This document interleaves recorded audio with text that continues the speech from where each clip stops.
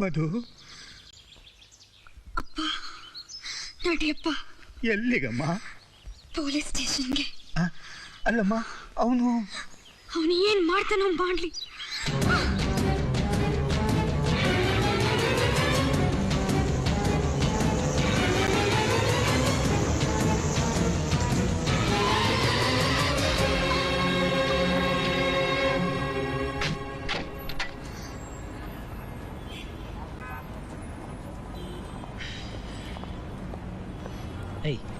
ಇಳಿಯ ಕೆಳಗೆ. ಅಪ್ಪ ಇಳಿ ಬಿಡಪ್ಪ, ಅವನದೇನ್ ಮಾಡ್ತಾನೋ ಮಾಡ್ಲಿ.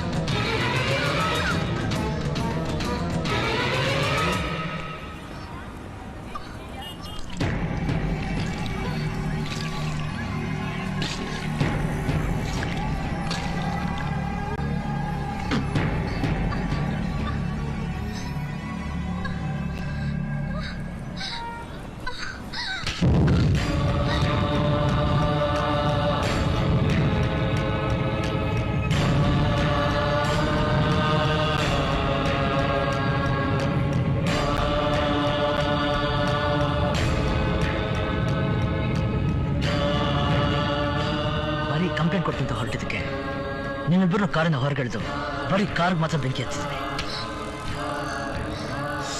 ಇನ್ನು ಕಂಪ್ಲೇಂಟ್ಗೆ ಬಿಲ್ ಕೊಟ್ಟರೆ ನಿನ್ನ ಒಬ್ಬಳನ್ನ ಮನೆಯಿಂದ ಹೊರಗೆಳೆದು ಇಡೀ ಫ್ಯಾಮಿಲಿ ಸಮೇತ ಮನೆಯಿಂದ ಸುಟ್ಟಾಕ್ಬಿಡ್ತೀನಿ. ಕೇರ್ಫುಲ್ ಆಗಿರೋ ಬನ್ರ.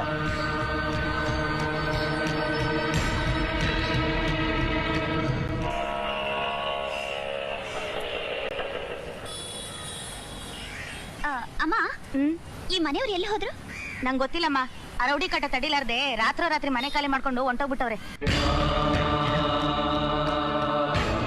ಮನೆ ಖಾಲಿ ಮಾಡಿದಳ?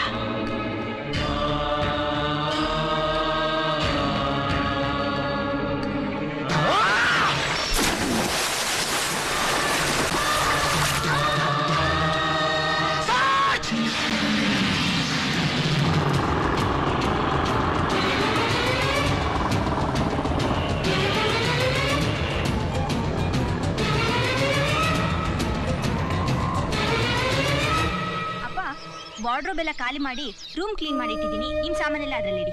ಆಯ್ತಾ?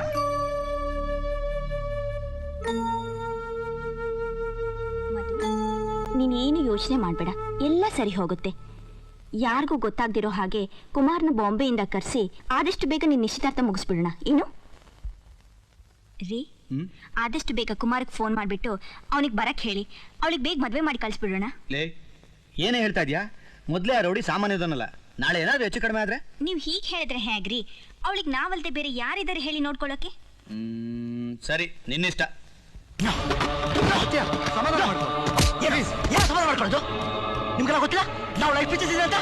ಗೊತ್ತು ಸತ್ಯ, ನೀನ್ ಎಷ್ಟು ಪ್ರೀತಿಸ್ತೀಯ ಅಂತ ಗೊತ್ತು. ಹುಡುಗರು ಬಿಟ್ಟಿದ್ದೀವಿ, ಹುಡುಕಿಸ್ತೀವಿ. ಹುಡುಕಿ ಏನ್ ಅವ್ಳ ಮನೆ ಬಿಟ್ಟು ಎಷ್ಟು ದಿನ ಆಯ್ತು? ಎಲ್ಲೋದು? ಏನಾದ್ರು? ಬೇಡ ಸತ್ಯ, ಹೋಗೋದಿಲ್ಲ. ಸತ್ಯ ಪ್ಲೀಸ್.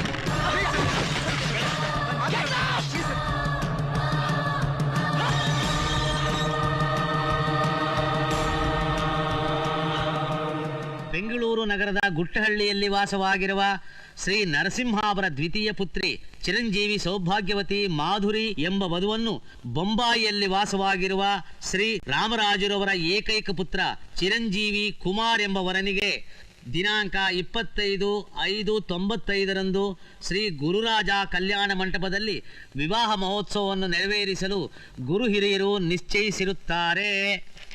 ಉಂಗ್ರ ತೋರ್ಸಪ್ಪ.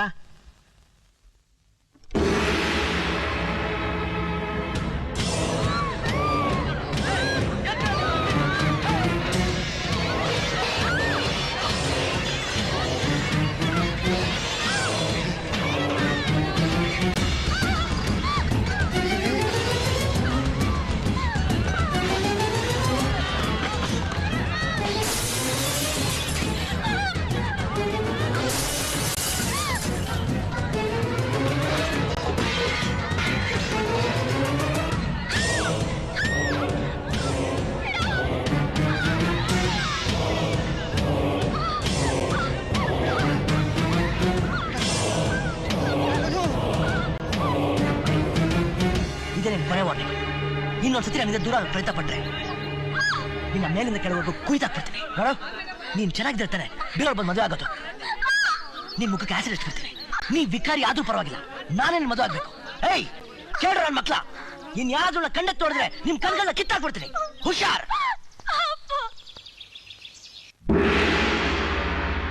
ಇವನೇ ತಾನೆ?